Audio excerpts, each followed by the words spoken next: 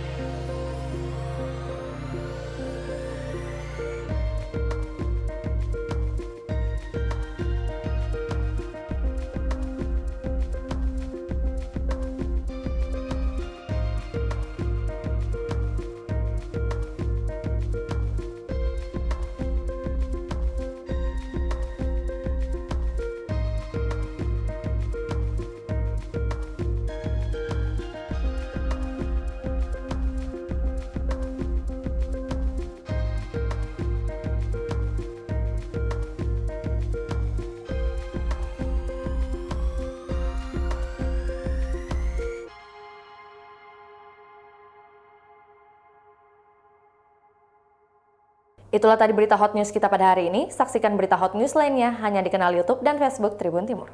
Terima kasih sudah nonton. Jangan lupa like, subscribe, dan share ya.